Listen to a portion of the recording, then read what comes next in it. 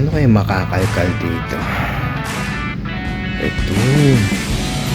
Ayos. Patukaan. Ang trasas to eh. Ayan. Okay. Meron na tayong patukaan. Gawa tayong patukaan. Ayan na. Yung stopper na lang sa gilid ang kulang. Tapos kukulayan natin ng dilaw.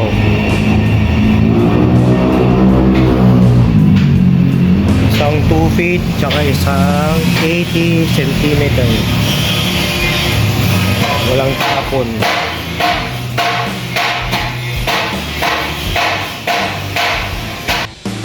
Tapos mga ka-SF, may kulay na.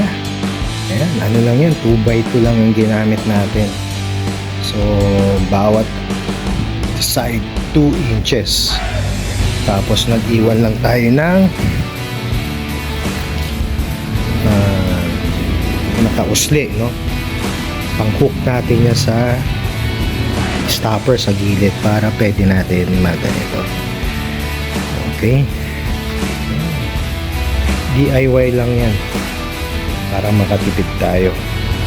Ito yung ano, kung ikakabit sa ating ginawang feeder. Wait lang. Okay mga ka-SF, mga ka, ito na yung ating feeder. Yung pinakakanto natin, yung stopper natin, ano yan, Nara yan mga ka-SF. Ganda yan, diba? DIY lang yan. Isang 2 feet yung maliit, yung isa ginawa kong 80 cm kasing haba ng feeder ko nasa loft. Okay.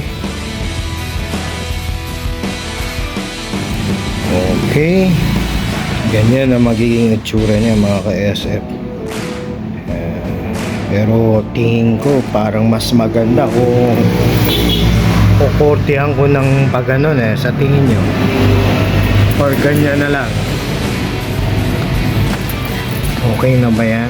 Mas may dating ba pag ganyan? Kukotahin na lang natin para maayos. Pero tignan natin kung anong mas maigi. Kasi pagka may flat area, ano yan, pwede nilang dapuan. Pero pagka naka-curve, hindi nila nakasunod lang dun sa ating ano, yung arko. Diba?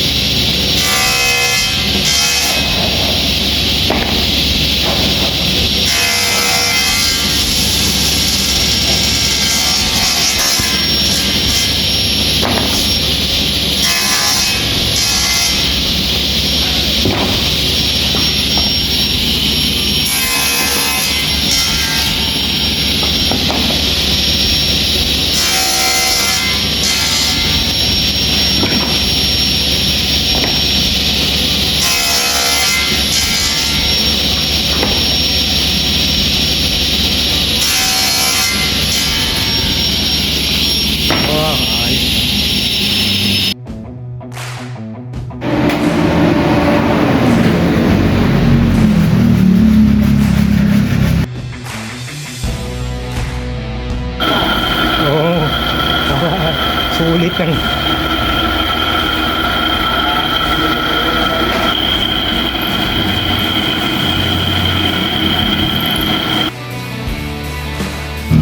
okay mga ka-SF, tapos na. Okay ba? Okay magamit. Ito lang, may butas lang pero okay lang yan. Importante meron tayong DIY na feeder. Patupakan yun, ganda.